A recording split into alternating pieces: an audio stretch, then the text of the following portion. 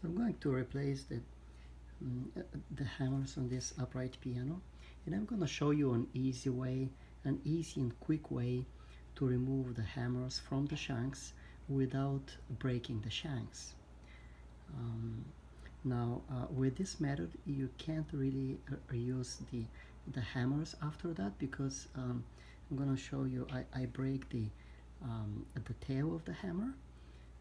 But my goal is to preserve the original, the old shank, so I can hang the new hammers on the shanks.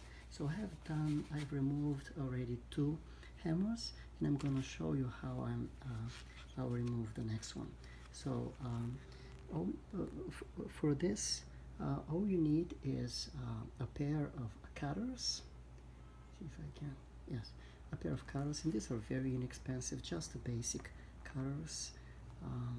So I will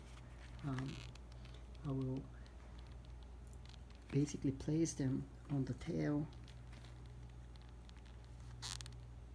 just in the center of the tail, the hammer, and I'm just gonna crush it like this.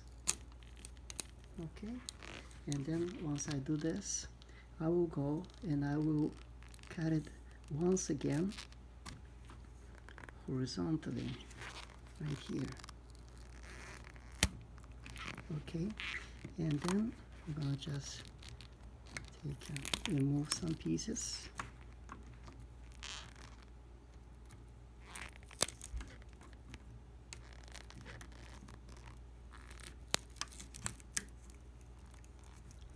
And now I can remove the hammer.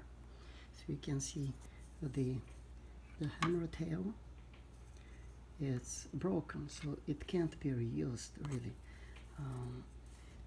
But the shank, it's in very nice condition, so I can reuse the original shanks, and just of course I'm going to clean these shanks from the old glue, and I'm gonna glue the new hammers on top. So I'm gonna do one more hammer, just so you have a better understanding of how this method works. So I'm going to clip.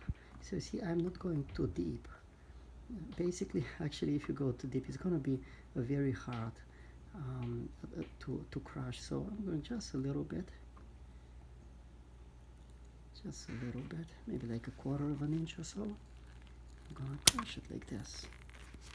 Okay, and I'm going to go this direction.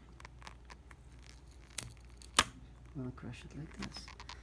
And now I'm going to remove several pieces. Okay, I'll crush it one more time. Here. Okay. Okay, now I can remove it. You see, the hammer tail is broken. It can't be reused. It just need to be thrown away. But the shank is preserved very well. It's in perfect shape. So again, I will have to clean the old glue residue, but the shank itself, it's perfectly fine, in a very good shape.